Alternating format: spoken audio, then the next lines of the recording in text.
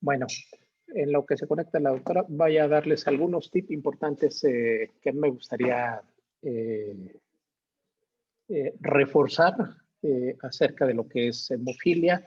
Vamos a ser muy repetitivos en reiterar alguna información, pero considero que es importante. Eh, Puntos importantes que ayer mencionábamos, ¿no? Y creo que vale la pena enfatizar cuando preguntan por qué un paciente con hemofilia sangra, está dañada la fase de propagación, pobre generación de trombina, de acuerdo al modelo celular de la coagulación. La terapia estándar es la profilaxis. En el caso ya vimos a qué se diferencia cada uno de ellos, si es primaria, secundaria o terciaria. Debe considerarse la terapia individualizada, acorde a la farmacocinética y ya también lo comentamos al estilo de vida del paciente. Recordemos que hay diferentes protocolos de tratamiento, desde el protocolo de Malmo, el protocolo de Mann-Johnson, el canadiense, e incluso hay protocolos de profilaxis, están los chinos y el protocolo indio, que se basa de dar dosis bajas de factor, dar 10 unidades por kilo de peso, ¿no? Con menor efecto, pero bueno, al final son algunas variantes de terapia, ¿no? Y también hay que reconocer que existen notables formas de terapia que ha permitido una mejoría sustancial en esto, ¿no? Igualmente, así como que le llamamos bullets, puntos importantes. Es una enfermedad potencialmente mortal que puede generar discapacidad y mala calidad de vida. Los pacientes deben de recibir tratamiento con terapia sustitutiva con base a factor 8 o 9 o los agentes bypass o las nuevas terapias de no sustitución basadas en anticuerpos monoclonales. Principal complicación en el momento actual son los inhibidores, sin minimizar el efecto que pueden tener algunos procesos infecciosos, ya los hemos mencionado someramente algunos de ellos. Esto ya lo acabamos de ver, los avances en el tratamiento han llegado importantemente hasta tener actualmente, pues, lo que decíamos, la terapia génica, aunque ya hay resultados buenos, han habido todavía, se requiere más información, hay los factores que no se basan en sustitución y los factores de vida media extendida de factor 8 y factor 9, ¿no? Entonces, es importante que si yo regreso a esta etapa de ponerle crioprecipitados, pues estoy prácticamente retrocediendo más de 50 años en el tratamiento de los pacientes, ¿no?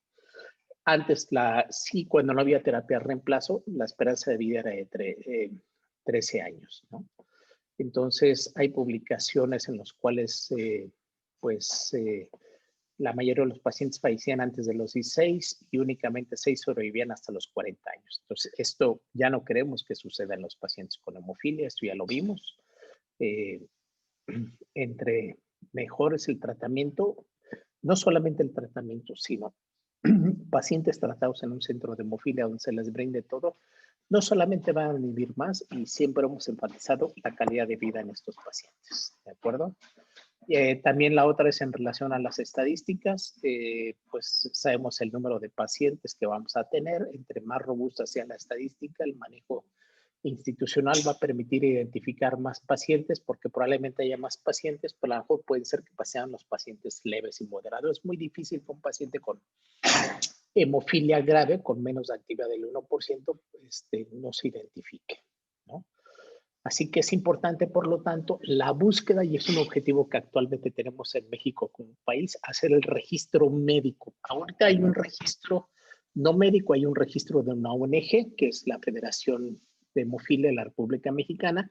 Entonces, ahora, en este año, se va a hacer un registro nacional desde el punto de médico que va a ser controlado por la Secretaría de Salud. Entonces, lo que queremos es que todos los pacientes sean registrados, porque, bueno, así sea un paciente que esté en una región apartada, el saber que existe para hacerle llegar el factor a ese paciente. Por eso es importante tener el registro médico que se va a empezar este año, y ya está la base de datos que lo va a controlar el Centro Nacional de la Transfusión Sanguínea y siempre va amparado por la Secretaría de Salud. Entonces, eso es lo que se va a pretender, que sea un registro, no importa en qué institución, sino que todos los pacientes sean localizados.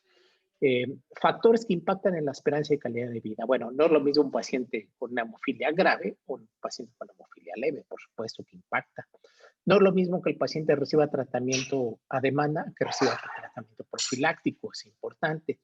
También el tipo de tratamiento empleado, no es lo mismo recibir un concentrado de baja pureza, recibir un concentrado recombinante, por ejemplo, o concentrados de factor 8 ricos en Fonbillebran. El lugar de tratamiento no es lo mismo que sea atendido en un centro de atención integral a que sea atendido por un consultorio hospital donde no existe el centro. Y recordemos que el centro lo hacen las personas más que propiamente las instalaciones y contar con factor, es importante. La participación multidisciplinaria y las complicaciones asociadas, ¿no?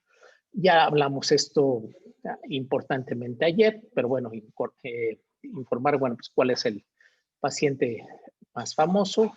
Comentamos que es mi forma de apreciación las cosas, de cómo no queremos ver estas expresiones en las madres, ni en los familiares, esta expresión de depresión, de dolor por ver un hijo sufrir. Esto es lo que no queremos que llegue a suceder, ¿no? Y eso cómo lo logramos a través de los tratamientos. Recordar que ayer lo vimos, el factor 8 es un cofactor, ¿no?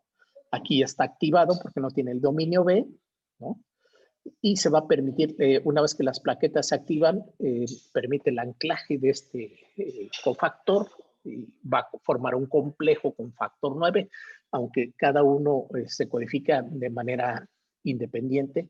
El factor 9 es un factor que es una proteasa de serina, el cual es K-dependiente, necesita la carboxiliación en posición gamma.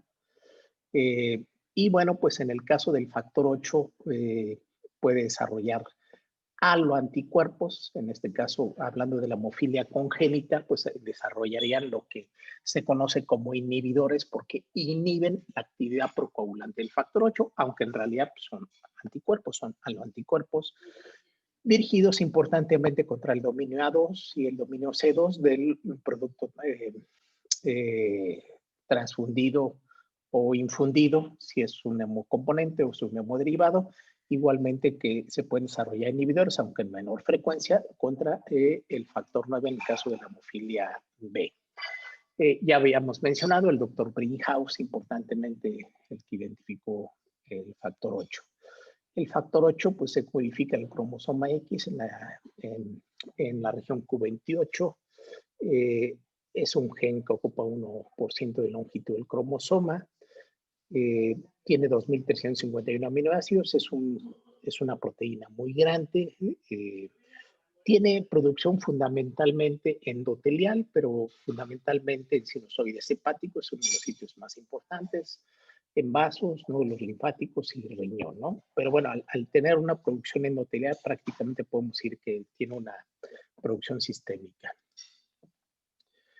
Aquí vemos la molécula en estado no activo, ¿no? Es una cadena en el cual tiene sus dominios A1, A2, tiene un dominio central que se llama dominio B, A3, C1 y C2. Así está conformado el factor 8. Pero bueno, una vez que llega el factor 8, el factor 8 va a tener rupturas en este sitio. Entonces va a desprenderse el dominio B y aquí quedaría la molécula, digamos, ya activa, que va a ir a anclarse a la superficie de plaquetas activadas o del endotelio. Va a formar dos cadenas, ¿no? Unido por puentes disulfuro con calcio. El dominio A1, A2, A3, A1 perdió el dominio B. Esto gracias a el efecto que genera la atromina, lo que yo les decía, llega la atromina, disocia la unión entre factor 8 y Fonbillebran y por otro lado hace que el factor 8 pierda el dominio B.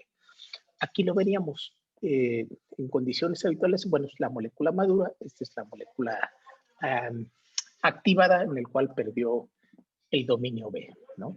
¿Por qué es importante esto y conocerlo? Bueno, pues alguien va a decir, pues a mí que me importa que tengan un dominio B. Porque los concentrados de origen recombinante, tenemos concentrados de origen recombinante, recordemos que pues de alguna manera existe una forma sintética de elaborar una vez que se conoce el genoma de factor 8. Tenemos concentrados de factor 8 recombinante con el que viene toda esta molécula. Es el caso del producto de Advait, ¿no? El factor 8 recombinante de Advait viene así. tenemos un producto que tiene que le llaman factor 8 recombinante completo, ¿no? En el cual no está deleído el dominio B. Tenemos un concentrado de factor 8 sin el dominio B, ¿no?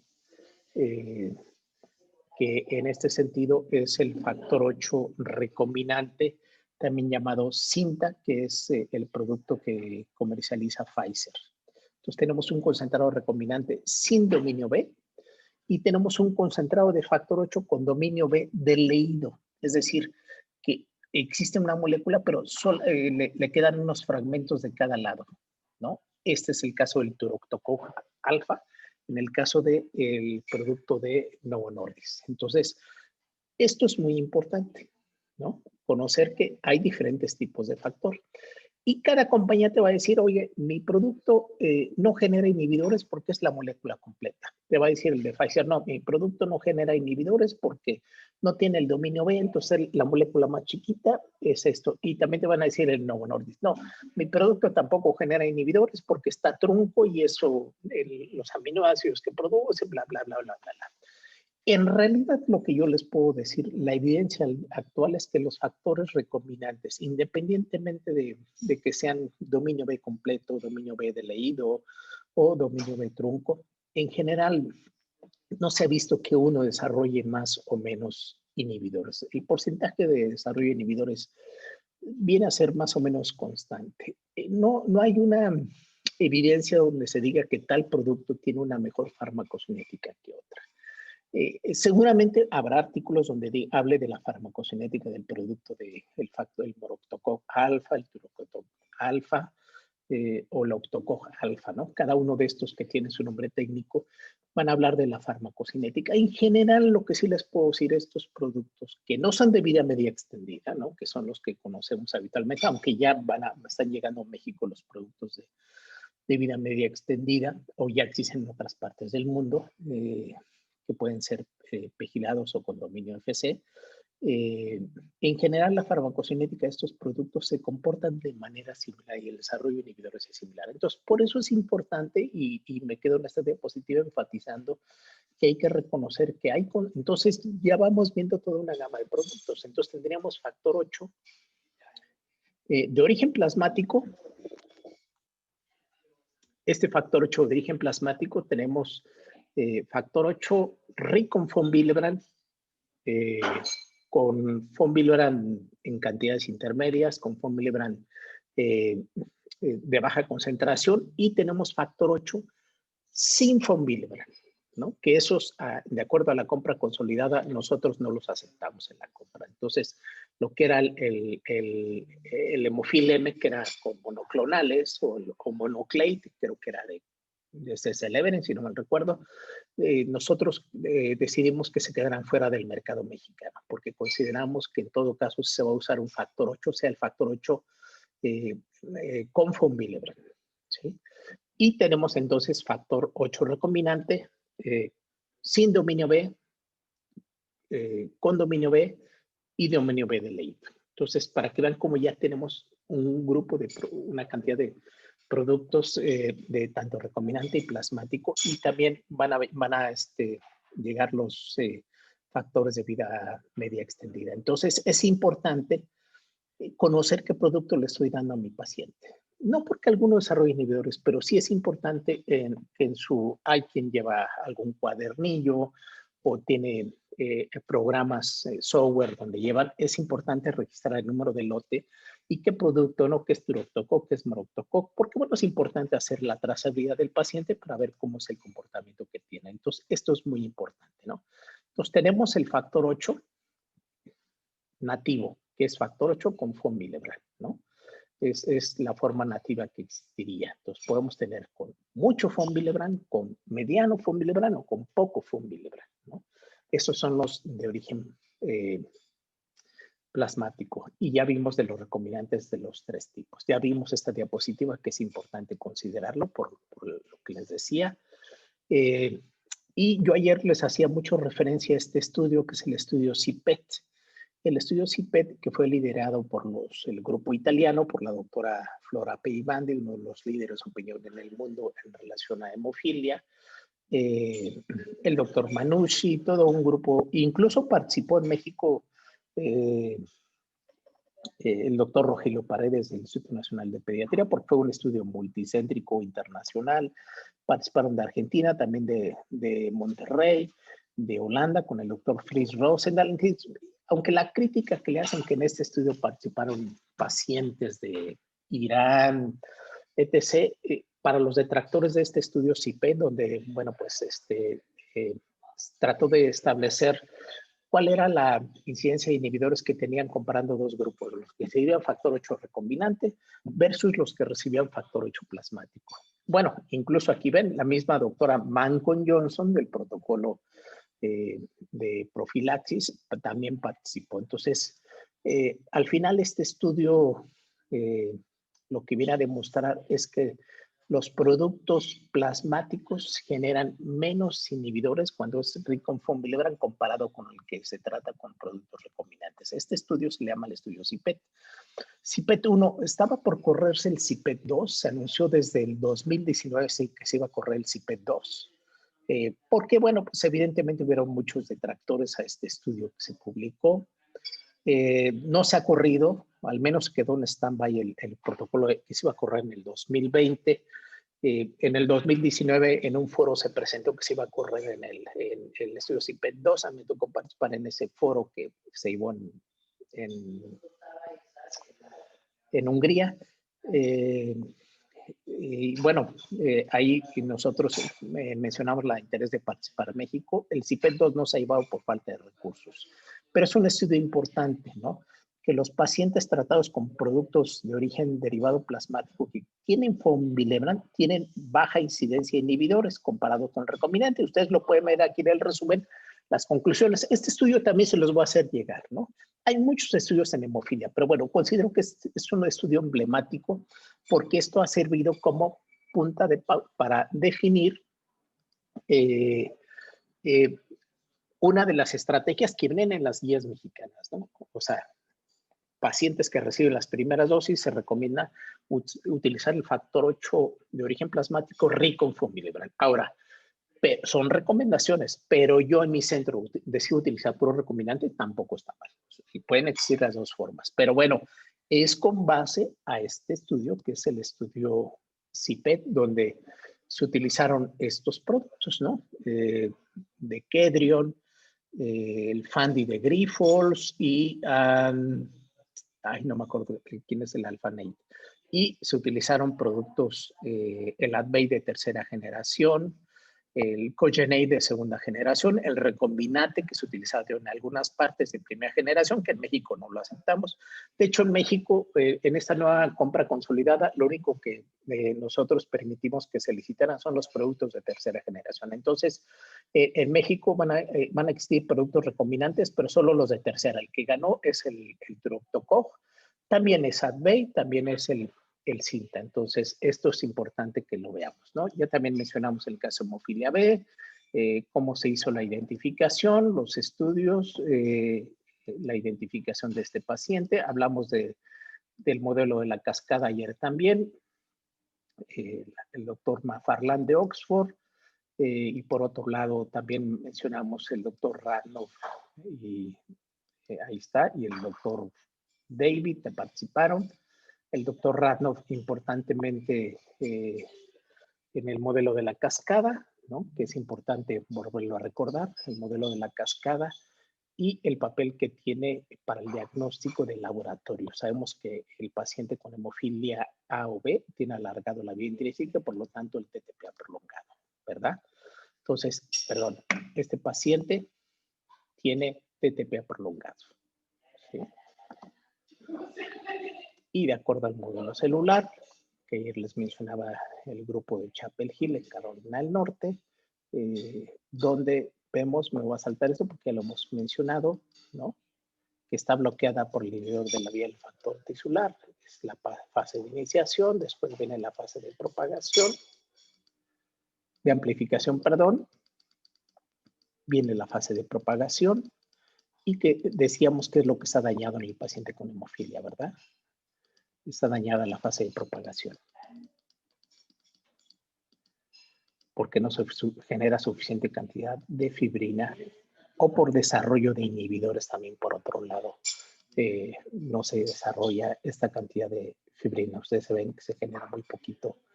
Entonces puede ser por hemofilia A o B, o porque el paciente tenga aloanticuerpos particularmente, ¿no? Hablando de la hemofilia congénita, ¿no? TTP está prolongado, ¿sí? El doctor Quick desarrolló el TP, el doctor Brinkhaus el TTPA. Son los factores de coagulación. Nada más recordar cada cuándo vamos a infundirle factor a un paciente con hemofilia A, cada 8 o 12 horas, y el paciente con hemofilia B de cada 18 o 24 horas, depende de la magnitud de la hemorragia, ¿verdad? Y bueno, también la nomenclatura de los factores que ya lo mencionamos, cuándo catalogar hemofilia leve, moderada, grave, cuándo desarrollar los inhibidores, que ahorita vamos a ver, más de 5 unidades Bethesda de alta respuesta, las hemorragias que ayer los mencionamos, importantemente articular, la presencia de hematomas, el daño articular, esto también se los mostré ayer, ¿no? Son algunas imágenes de pacientitos del Hospital General de México. Este es de un niño. Este es de un paciente que tenía, después de una infección respiratoria, tenía tos y bueno, pues empezó con la hemorragia en el piso de la boca, ¿no? Y por fortuna, con factor, estos pacientes mejoraron. Un paciente que tuvo un traumatismo, el mismo paciente, una gran hemartrosis y un hematoma, ¿no? Una hemartrosis. Este paciente se los mencioné ayer también, como quedó después de la mano del predicador. Esta fotografía del libro de la característica artropatía del paciente con hemofilia, que tiene una gran hemartrosis y una gran atrofia muscular, ¿no? Como ustedes pueden ver ahí, pues evidentemente genera una gran discapacidad de los pacientes, ¿no? Los hematomas craneales, los traumatismos y las secuelas que va llegando hasta que el paciente pues prácticamente tiene fusión de las rodillas y queda toda esta secuela. Es lo que comentábamos, se forman quistes, hay una fusión y pues prácticamente este paciente va a prótesis, ya prácticamente no se le puede hacer nada, prácticamente es candidato a una prótesis de rodilla. Y simplemente para que vean en estas imágenes, hay varios criterios para evaluar los criterios radiológicos, los criterios de la Federación Mundial de Hemofilia, que basados en los criterios de Peterson, que se modificaron. Existe un número de puntaje que se hace a los pacientes para evaluar el riesgo, así como hay los criterios antes se evaluaran los criterios de Arnold y Hill-Garner. Hoy también hay los criterios de evaluación clínica, ¿no? El Young Health Score, que es el criterio clínico de evaluación articular. Entonces se valora clínicamente, se valora radiológicamente y también, si no me acuerdo, el criterio para evaluar resonancia creo que se llama Denver. Entonces, si ustedes lo ven, bueno, pues aquí sería una articulación bonita, sin ningún daño. Van comparando conforme va transcurriendo el proceso de crecimiento y de hemorragias, cómo se puede llegar hasta esta rodilla, ¿no?